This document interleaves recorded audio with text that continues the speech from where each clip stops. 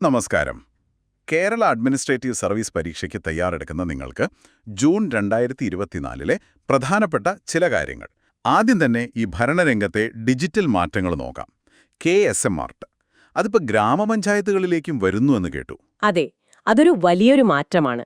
സേവനങ്ങൾ കൂടുതൽ ഡിജിറ്റൽ ആവുകയാണ്, താഴെത്തട്ടിലേക്കെത്തുന്നു. ഇത് സാധാരണക്കാരന് എത്രത്തോളം ഗുണം ചെയ്യും? കാര്യങ്ങൾ എളുപ്പമാകുമോ? ഉറപ്പായും എളുപ്പമാകും. വേഗത കൂടും, സുതാര്യത വരും. പക്ഷെ ഒരു കാര്യമുണ്ട്, ഈ ടെക്നോളജി എല്ലാവരിലേക്കും ഒരുപോലെ എത്തുന്നുണ്ടോ? ഗ്രാമങ്ങളിൽ അതും നോക്കണം. ശരിയാണ്. എന്നാലും ഈ പുതിയ 2000K വൈഫൈ ഹോട്ട്സ്പോട്ടുകൾ വരുന്നത് അതൊരു പക്ഷേ ഈ ഡിജിറ്റൽ അന്തരം കുറയ്ക്കാൻ സഹായിച്ചേക്കാം. ഓ, അതും വരുന്നുണ്ടല്ലേ? അതെ. പിന്നെ കേരള നോളജ് ഇക്കോണമി മിഷന്റെ ആ ഒരു ലക്ഷ്യം, തൊഴിലവസരങ്ങൾ എന്ന ലക്ഷ്യം, അതും ഈ ഡിജിറ്റൽ മുന്നേറ്റത്തിന്റെ ഭാഗമായി കാണാം. അപ്പോ ഡിജിറ്റൽ കാര്യങ്ങൾ ഒരു വശത്ത്, മറുവശത്ത് ഈ നിയമപരമായ ചില നീക്കങ്ങൾ, തദ്ദേശ സ്ഥാപനങ്ങളിലെ വാർഡ് വിഭജനം, ഡീലിമിറ്റേഷൻ കമ്മീഷൻ, പിന്നെ റവന്യൂ റിക്കവറി നിയമ ഭേദഗതി, ഇതിന്റെയൊക്കെ പ്രാധാന്യം എന്താണ്? ഡീലിമിറ്റേഷൻ കമ്മീഷൻ എന്ന് പറഞ്ഞാൽ അത് വാർഡുകളുടെ അതിർത്തി ജനസംഖ്യയ്ക്കനുസരിച്ച് മാറ്റാൻ സഹായിക്കും. പ്രാദേശിക ജനാധിപത്യത്തിന് അത്യാവശ്യമാണ്. ഓക്കെ. റവന്യൂ റിക്കവറി നിയമ ഭേദഗതി അത് കുടിശ്ശിക പിരിക്കുന്ന നടപടികൾ കുറച്ചുകൂടി എളുപ്പമാക്കാനാണ്, ഭരണപരമായ കാര്യക്ഷമത കൂട്ടാനാണ് ലക്ഷ്യം. മനസ്സിലായി. അതുപോലെ ഈ AI ക്യാമറകൾ 1 വർഷമായല്ലോ, അപകടമരണം കുറഞ്ഞു എന്നത് നല്ല കാര്യം. പക്ഷേ അതിന്റെ കൂടെ ഈ സ്വാകാര്യതയെക്കുറിച്ചുള്ള ചോദ്യങ്ങളും ഉയരുന്നുണ്ട്. അതും നമ്മൾ കാണാതിരുന്നുകൂടാ. അത് ശരിയാണ്. സാങ്കേതികവിദ്യ വരുമ്പോൾ ഈ പ്രശ്നങ്ങളും ഉണ്ടാവാം. അതെ. ഇനിയിപ്പോ പരിസ്ഥിതിയിലേക്ക് വന്നാൽ, ഹരിത കേരള മിഷൻ ഇപ്പോഴും വളരെ ആക്റ്റീവാണല്ലോ, അല്ലേ? തീർച്ചയായും. 1000 പച്ചത്തുരുത്തുകൾ, പിന്നെ 2050ഓടെ നെറ്റ് സീറോ കാർബൺ കേരളം, ഇതൊക്കെ വലിയ ലക്ഷ്യങ്ങളാണ്. ആ പോത്തൻകോട്ടെ പച്ചത്തുരുത്ത് ഒരു ചെറിയ കാട് പോലെ ആയെന്ന് വായിച്ചു. അതെ, അതൊരു വിജയമാണ്. പക്ഷേ ഈ നെറ്റ് സീറോ ലക്ഷ്യം അതൊരു വലിയ വെല്ലുവിളിയാണ് കേട്ടോ. ഊർജം, ഗതാഗതം, വ്യവസായം, ഇവിടെയൊക്കെ വലിയ മാറ്റം വരണം. ശരിയാണ്. ഒരു ഭരണാധികാരിക്ക് ഇത് നടപ്പാക്കാൻ നല്ല ബുദ്ധിമുട്ടുണ്ടാവും. ഉണ്ടാവും. പ്രായോഗികമായ പല പ്രശ്നങ്ങളും ഉണ്ടാവാം. പിന്നെ ഈ വയനാട്ടിലെ മഞ്ഞക്കൊന്നയെ പൾപ്പാക്കുന്ന പരീക്ഷണം, വിഴിഞ്ഞത്തെ തിരമാലയിൽ നിന്ന് വൈദ്യുതി, ഇതൊക്കെ പുതിയ വഴികളാണോ? അതെ, ഇതൊക്കെ ഇന്നൊവേറ്റീവായ പരിഹാരങ്ങളാണ്. അധിനിവേശ സസ്യങ്ങളെ നിയന്ത്രിക്കുക, റിന്യൂവബിൾ എനർജി കണ്ടെത്തുക, ഇതൊക്കെ വേണം. ട്രോളിംഗ് നിരോധനം പോലുള്ള പഴയ രീതികളും തുടരുന്നുണ്ട്. ഓക്കെ. ശാസ്ത്രരംഗത്ത് നിപ്പ വൈറസ് പഠനം, പിന്നെ ആ തലച്ചോറിനെ ബാധിക്കുന്ന അമീബ, PAM രോഗം കൂടുന്നത്, ആരോഗ്യമേഖലയിലെ വെല്ലുവിളികൾ ഇപ്പോഴും ഉണ്ട്. ശരിയാണ്. ഇനി വിദ്യാഭ്യാസത്തിലേക്ക് വരാം. അവിടെയും ഒരുപാട് ചർച്ചകൾ നടക്കുന്നുണ്ടല്ലോ. പാഠപുസ്തകങ്ങളിലെ മാറ്റങ്ങൾ ഉണ്ട്.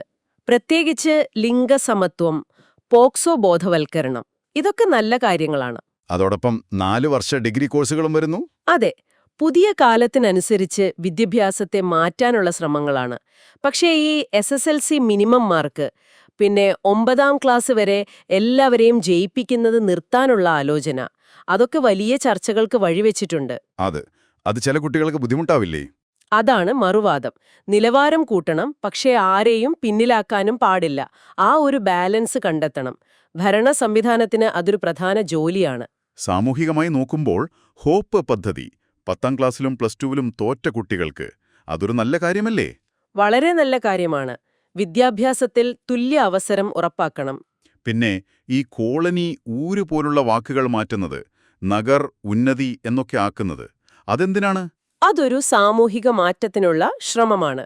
ആ വാക്കുകളുമായി ബന്ധപ്പെട്ട ഒരു നെഗറ്റീവ് ഇമേജ്, ഒരു പക്ഷേ അത് മാറ്റാനാവാം ലക്ഷ്യം.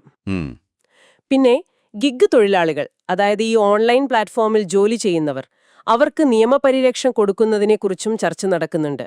അതും പ്രധാനമാണ്. മാറുന്ന തൊഴിൽ സാഹചര്യങ്ങളോട് പ്രതികരിക്കുകയാണ്. സാമ്പത്തിക രംഗത്ത് ടൂറിസത്തിൽ നല്ല മുന്നേറ്റമുണ്ടായി എന്ന് കേട്ടു. റെക്കോർഡ് ആളുകൾ വന്നു. അതെ, 2.25 കോടി ആളുകൾ. നല്ല കാര്യമാണ്. പക്ഷേ നെൽകൃഷി കുറയുന്നു, കൃഷിസ്ഥലം കുറയുന്നു, അതൊരാശങ്കയല്ലേ? തീർച്ചയായും. ഭക്ഷ്യസുരക്ഷ, പരിസ്ഥിതി, ഇതിനെയൊക്കെ ബാധിക്കും. കാലാവസ്ഥാ മാറ്റവും ഒരു കാരണമാവാം. പ്രവാസികളുടെ കാര്യത്തിലും മാറ്റമുണ്ടല്ലോ. ഗൾഫിൽ നിന്ന് മാറി പടിഞ്ഞാറൻ രാജ്യങ്ങളിലേക്ക്, UK-യിലേക്കൊക്കെ കൂടുതൽ പേർ പോകുന്നു എന്ന്. അതെ, അതൊരു പുതിയ ട്രെൻഡാണ്. വിദേശത്തു നിന്ന് വരുന്ന പണത്തെയും നമ്മുടെ സാമൂഹിക ഘടനയെയുമൊക്കെ ഇത് ഭാവിയിൽ ബാധിച്ചേക്കാം. ഇതൊക്കെ മുൻകൂട്ടി കണ്ട് നയങ്ങൾ ഉണ്ടാക്കേണ്ടത് അത്യാവശ്യമാണ്. ഓക്കെ. ഇനി വളരെ പെട്ടെന്ന് ചില പ്രധാന പുരസ്കാരങ്ങൾ, നിയമനങ്ങൾ പറയാം.